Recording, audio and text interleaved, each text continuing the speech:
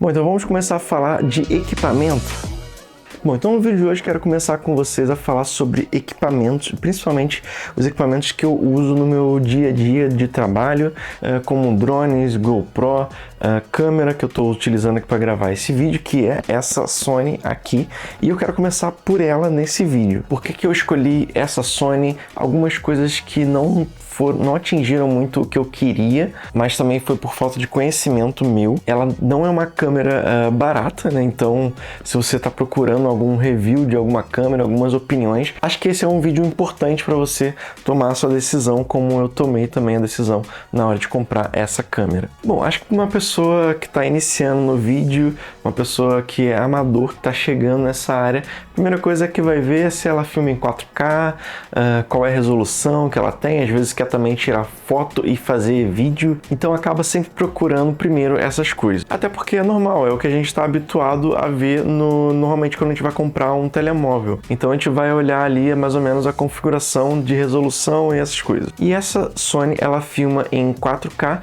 só que ela filma em até 30 frames por segundo. Isso é bom, tá ótimo, né? Já para mim já funciona muito bem. Só que eu também filmo corridas de rua. Então para fazer filmagem de corrida de rua, fica um pouquinho mais complicado em alguns momentos você querer filmar em 4K em 60 frames por segundo ou até chegar a 120 frames por segundo. Só que uma das coisas que eu percebi é que também isso, para o trabalho que eu preciso, também filmar essas corridas em 4K também não está sendo tão necessário assim pelo cliente, né, que ele não exige que eu entregue vídeo em 4K, na melhor resolução e tudo mais. E aí é claro que tem algumas possibilidades que a gente pode fazer na edição, principalmente agora com, por exemplo, eu utilizo o DaVinci Resolve para fazer minhas edições e dá pra gente fazer ali um slow motion e adicionar mais alguns quadros por segundo e deixar aquela imagem, aquele vídeo, né, um pouco mais em slow motion, mais devagar. Só que tem problemas, né, não são todos os takes que você consegue fazer isso com perfeição, alguns vão dar alguns borrados, vão dar algumas coisas erradas quando ele tenta reconstruir e fazer esse vídeo por inteligência artificial. Mas uma das coisas que funciona até para mim é, por exemplo, gravar em Full HD e depois com a inteligência artificial, aí sim, quando o vídeo estiver pronto, só botar ele para 4K, né? Aumentar, fazer um upscale dessa imagem para 4K. Isso às vezes para algum cliente que precisa de um vídeo em 4K, mas ele nem vai utilizar essa resolução toda, vai assistir um telemóvel e que já vai estar ótimo para ele em Full HD. Então, se você pega esse vídeo, filme Full HD e depois com inteligência artificial bota ele para 4K, também funciona muito bom. Tem programas como o Gigapixel que faz isso, mas na verdade eu acho que para vídeo, acho que é o Video AI, que é da mesma empresa que faz essas mudanças, ou até mesmo no DaVinci Resolve, que é o que eu utilizo, tem essa mudança de fazer um upscale, né? Você pega aquele vídeo completo, bota ali e consegue fazer um upscale dele para 4K. Algumas coisas muito importantes, né, que eu procurei também a Sony, mesmo sendo um amador, ela filmar em log. Então essa filma tem S-Log3, então me dá uma possibilidade ali na edição de ter um Dynamic Range muito maior quando eu estou editando meus vídeos. E o S-Log2 já funciona já muito bem também, já experimentei em S-Log3, em S-Log2 e para mim assim não vejo tanta diferença assim. Então ultimamente eu deixo tudo em S-Log3 e funciona muito bem. Agora, claro que quando a gente vai comprar uma câmera, ainda mais quando a gente está meio que limitado financeiramente, é a questão da lente, porque às vezes uma lente pode ser mais cara até do que uma câmera. E no meu caso, eu acabei indo e levando a lente do kit. Eu sei, comprar a lente do kit pode não ser a melhor opção, ela normalmente não é muito boa, ela é mais escura, mas para mim eu ainda estou utilizando essa lente e está funcionando muito bem.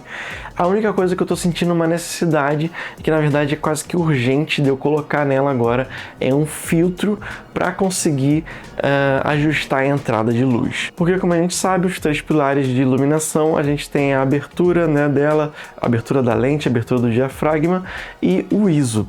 Então, no início eu estava cometendo um erro que, sim, era um erro bem de iniciante que está iniciando no vídeo, porque algum fotógrafo também pode cometer esse erro. Eu sei que vocês podem cometer sim, porque é o seguinte, eu estava filmando, só que precisando deixar o ambiente mais escuro, principalmente quando eu ia filmar as corridas na rua, e para deixar esse ambiente mais escuro, mas ter desfoque, primeira coisa, eu ajustava o desfoque, então eu abria mais a lente para poder ter esse desfoque. Só que para deixar o ambiente mais escuro, eu acabava alterando o shutter speed, né? Então a velocidade ali que o diafragma vai abrir e fechar, e acabava deixando ele muito alto. Então eu queria fazer a filmagem, por exemplo, em 24 frames por segundo. E a minha imagem, o meu vídeo, quando eu ia ver, ele ficava ok, só que eu percebia alguns frames, você percebe que ele ficava meio duro. E os frames, em vez de ficar com esse motion blur que vocês assistem agora da minha mão, essa mão ela ficava meio que assim, sabe? Não sei se eu tô conseguindo simular isso bem agora, mas ela dando umas travadinhas, né? Eu conseguia ver, aquilo me incomodava demais. E é por causa disso, porque eu tava com o shutter speed muito alto para poder controlar essa entrada de luz. Então sim, se você vai filmar em 24 frames, é tentar colocar ali no máximo a 50, né, nesse shutter speed. 60 no máximo, talvez, acho que já funciona, mas não elevar muito, não chegar a 100, 120, 200, que é o que acontecia comigo, e aí, isso sim, foi um erro bem de principiante, mas que sim, agora eu já percebi isso, e por isso que o filtro ND vai ser essencial para eu colocar na frente da lente. Eu ainda não comprei, mas sim, eu sei que ele vai ser essencial, e já é a próxima coisa que eu vou investir para a próxima corrida, e manter a qualidade dessas filmagens assim em 4K, e vai ser ótimo. Pronto, uma coisa também que eu fiz com essa câmera que eu queria já fazia muito tempo é sair para fotografar, então não ficar só preso no vídeo. Então eu fui sair para fotografar, essa câmera tira umas fotos muito boas. Claro que a lógica ali da configuração da câmera eu fiz, né? Eu configurei ela no 1 e no 2 e botei lógicas diferentes, né, para poder fazer essas imagens. Ela tem esse regulador que consegue limitar, né, dependendo da configuração que eu coloque, e normalmente eu filmo a 1.7, né, tentar chegar a iluminação a 1.7. Aqui no meu caso, o que eu faço? Eu olho, né, eu vou olhar ali depois na câmera. Essa câmera ela não tem o visorzinho para frente, cara. Isso é uma coisa que me deixou... No início eu pensei, tá, tudo bem, não tem problema, mas aí depois isso faz uma falta. E agora o que eu faço? Eu tô filmando aqui, ó, ela tem um software da Sony, onde eu consigo ver a tela no meu telemóvel. Então, pelo meu celular, eu tô me olhando aqui e eu consigo saber se eu tô num bom enquadramento e tudo mais. Perfeito, isso já funciona muito bem. Só que, claro que o visorzinho ali sempre ajuda mais ainda, né, pra gente fazer os nossos vídeos e fotografia. Já estou à procura já de algumas lentes para poder comprar, para poder substituir essa minha lente que eu estou utilizando, que é a lente do kit, né? Então, pretendo substituir, mas por enquanto, olha, lente é bem caro, né? Então, eu estou mantendo ainda um pouco com essa, e já quando eu tiver algum upgrade de lente, eu trago aqui para vocês e faço algum review, né, sobre essa nova lente. Essa câmera também, ela consegue ter um ISO bem alto, só que para vídeo eu tento ficar ali entre os 800 e os 1600 e não tentar passar muito disso. Só que como aqui eu não tenho os equipamentos necessários, não tenho uma luz adequada, eu cheguei, o meu ISO tá filmando agora tô vendo aqui no meu telemóvel em 2500 com f3.5 e o shutter speed em 1/50. Eu sei, o ISO tá um pouco alto, mas eu fiz a primeira filmagem e não ficou com um granulado, então para mim estava ok, né? Só que dessa vez eu desliguei uma luz que tinha aqui do meu lado e eu quero tentar dar mais um contraste, né, com luz e sombra, né? Deixar um pouquinho mais, por exemplo, aqui eu tenho a minha luz principal e aqui eu tô usando uma luz de recorte, né, mais azulada, para fazer um recorte Tô testando também juntar luz fria com luz quente e ver os efeitos que isso vai dar também no meu vídeo. E normalmente o que eu tenho feito é deixar o fundo com uma luz fria e a luz aqui principal uma luz quente, e na edição eu coloco um LUT também que potencializa isso.